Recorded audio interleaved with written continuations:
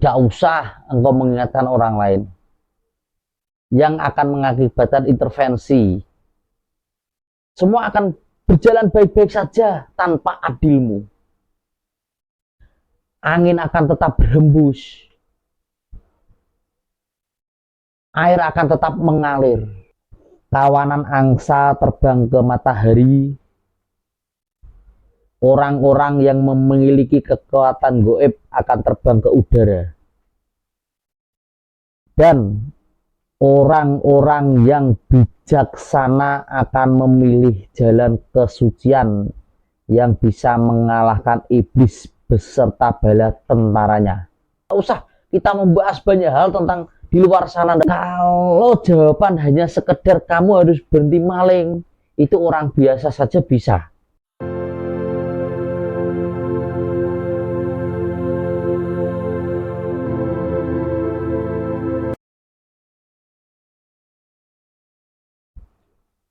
Assalamualaikum warahmatullahi wabarakatuh.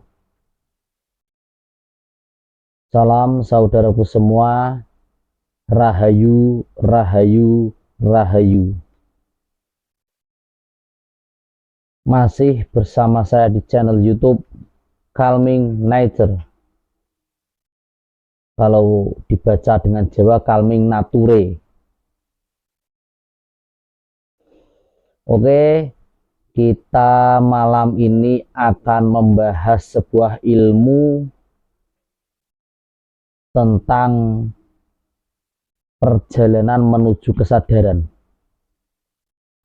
Nah, ini sangat sulit sebenarnya untuk belajar di tahap perjalanan menuju kesadaran. Ini sangat sulit karena banyak tahap-tahapnya untuk kita itu sadar lebih jauh ke dalam diri, seperti itu. Jadi sebelum saya lanjutkan ke ilmu perjalanan menuju kesadaran, saya kasih sebuah kata-kata mutiara dan dalam, artinya sangat dalam. Dan dulu kata-kata seperti ini diajarkan seorang guru kepada murid, seorang sufi kepada murid, seorang mursyid kepada murid. Seperti ini kata-katanya. Kawanan angsa terbang ke matahari, orang-orang yang memiliki kekuatan goib akan terbang ke udara, dan orang-orang yang bijaksana akan memilih jalan kesucian yang bisa mengalahkan iblis beserta bala tentaranya. Nah, ini artinya sangat dalam, Kenapa kawanan angsa itu terbang ke matahari? Seperti itu. Dan terus kenapa orang yang memiliki kekuatan goib suka terbang ke udara? Dan kenapa orang-orang bijaksana memilih jalan kesucian yang mengalahkan iblis beserta bala tentaranya? Ini perjalanan menuju kesadaran. Salah satunya seperti ini, Jadi saya sedikit cerita kenapa kesadaran itu perlu. Kenapa? Jadi saya pernah dengar cerita seperti ini, kurang lebih seperti ini ceritanya. Dulu itu ada seorang maling yang sangat kondang. Kalau bahasa Jawa itu kondang ngaloko. Atau kalau di bahasa Indonesia itu istimewa. Kenapa? Dulu itu maling itu dia sukanya maling di tempat para raja.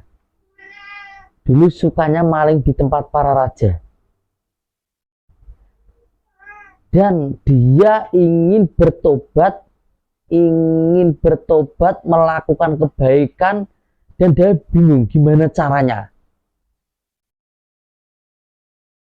Dan seorang maling yang hebat tadi, dia itu mendatangi seorang orang-orang yang hebat, ya guru lah, mendatangi seorang guru A, guru B, guru C. Saya sebut guru A. Ketika dia datang ke guru A, wahai guru, saya ini, pekerjaan saya ini maling setiap malam. Tetapi saya ingin berhenti dan menjadi orang baik. Gimana caranya supaya saya ini bisa baik? Guru A berkata seperti ini, kamu harus berhenti jadi maling. Terus dia datang ke guru B, wahai guru, saya ini pekerjaan saya maling setiap hari. Yang saya maling ini rumah-rumah raja. Dan saya ingin berhenti, ingin berbuat baik. Gimana caranya? Yuk kamu harus berhenti maling. Dan kamu harus tobat untuk menjadi baik. Dan dia datang lagi ke guru C. Wahai guru C, saya ini pekerjaan saya maling, tetapi saya ingin berbuat baik. Gimana caranya? Ya kamu harus berhenti maling. Dan dia kedatang berbagai guru dan dia disuruh berhenti maling. Dia kurang puas dengan jawabannya seperti itu. Kenapa? Kalau jawaban hanya sekedar kamu harus berhenti maling, itu orang biasa saja bisa. Orang biasa saja bisa. Ketika kamu berbuat jelek seperti ini, ya kamu harus berhenti. Ketika kamu berbuat jelek seperti ini, ya kamu harus berhenti. Ini orang-orang biasa, tidak pada tahap guru, bisa berkata seperti itu. Makanya dia kurang puas. Dengan ketidakpuasan dia akhirnya datang ke orang itu tukang rosok.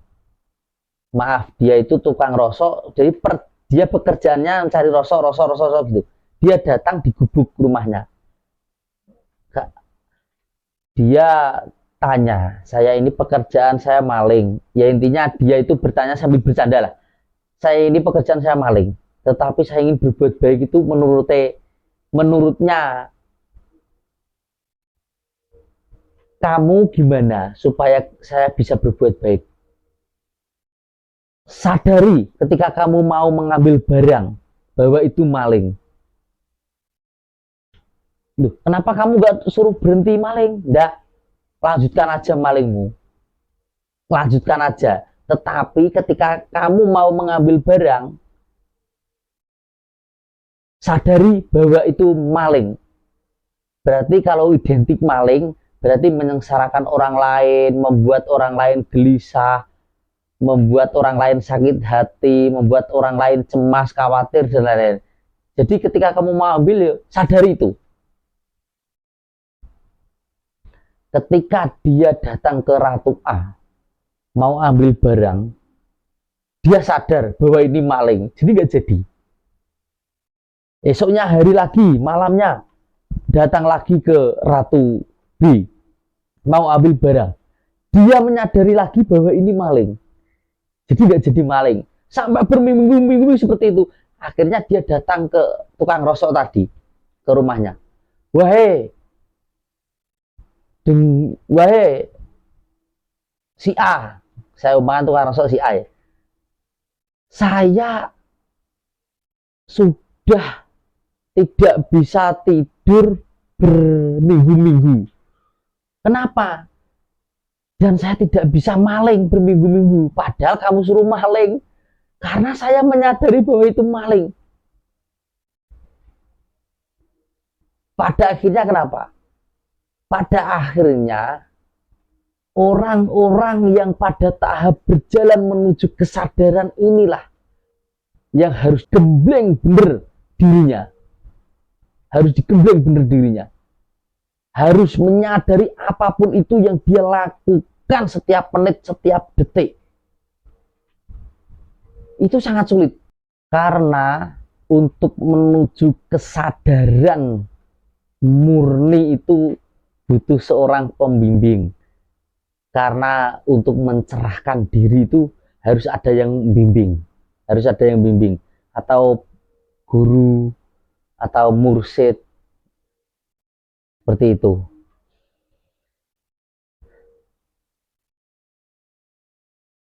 Jadi perjalanan menuju kesadaran itu sebenarnya tentang diri kita pribadi. Tidak usah engkau mengingatkan orang lain yang akan mengakibatkan intervensi. Semua akan berjalan baik-baik saja tanpa adilmu. Angin akan tetap berhembus. Air akan tetap mengalir. Yang menanam akan tetap memanen. Tidak usah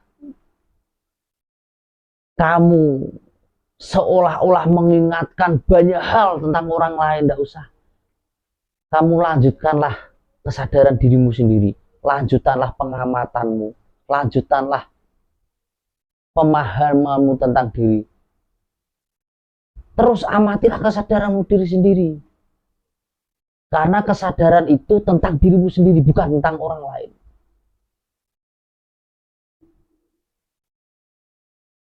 Semua akan baik-baik saja.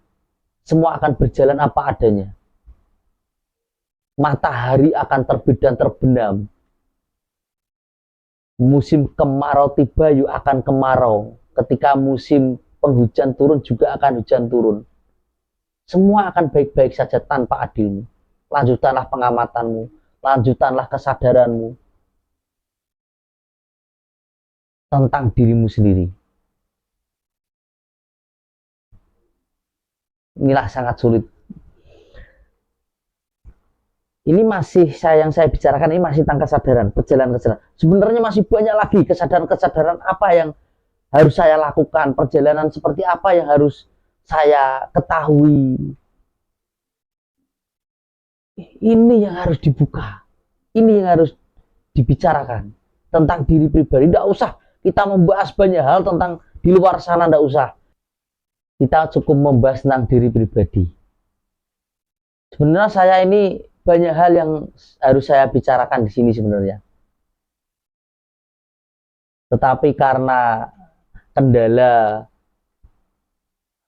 memori penuh, kendala banyak hal, jadi saya kasih wawasan, pencerahan dikit demi sedikit. Semoga bagi saudaraku yang nonton, semoga bagi saudaraku yang melihat dan mau saling belajar di sini, semoga diberi kedamaian, kebahagiaan, semoga diberi keberkahan, kelimpahan di situ.